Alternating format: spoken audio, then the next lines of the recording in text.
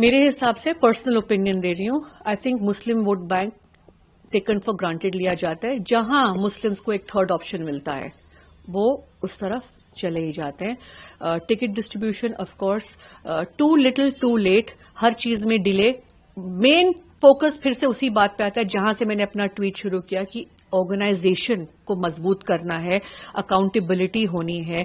आप सही लोगों को टिकट नहीं दे रहे, कुछ ही चंनिंदा आपके जो आपके साथ लॉयल है वहीं पे टिकट चली जाती है। तो जाहिर है ऐसे बहुत सारे फैक्टर्स हैं जो एट प्ले आते हैं। Plus as a Muslim community, आज मैं भी मुसलमान हूं, मैं ये कह सकती हूं कि मैं जब जाती हूं और लोगों से इंटरेक्ट करती हूं, मुसलमानों से भी, कहीं ना कहीं उनको जब ऑप्शन मिलता है तो वो चले जाते हैं क्योंकि they feel that they are taken for granted vote bank.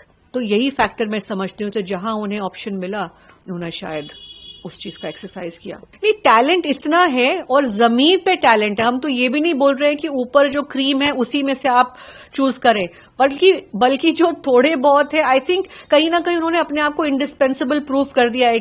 इस वजह से उन्हें हिलाया नहीं जा सकता है।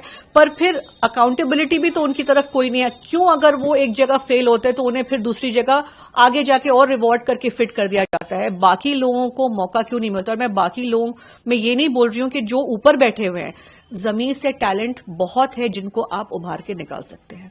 नहीं, दो चीज मैंने बोला, या तो आप डबल अलर्ट हो जाए, राइट, ऑपोजिशन पार्टीज को, फिर लैक्सिटी नहीं होनी चाहिए, फिर आपको डबल अलर्ट होना पड़ेगा। अगर उनके 2 ब्लॉक लेवल ऑफिसर्स है तो आप 4 बिठाइए। आप लोग पहले ही डिस्क्रिपेंसीज को पकड़ना शुरू करिए, आप उनको पहले ही पब्लिक डोमेन में लाना शुरू करिए, आप उनको पहले ही पेपर पे लाना शुरू करिए। तो मेहनत और करनी पड़ेगी। जो ये लास्ट मोमेंट एक्शन है, सिर्फ राहुल गांधी जी पे आप डिपेंड नहीं कर सकते कि वो आएंगे, बड़ी सभा करेंगे, वो रैली करेंगे, वो यात्रा करेंगे। वो तो अपना काम कर रहे हैं, पर साथ साथ जो उनकी टीम है उनको लोगों को जमीन पे उतारना पड़ेगा और बहुत पहले से भारी मेहनत करनी पड़ेगी ताकि ये एक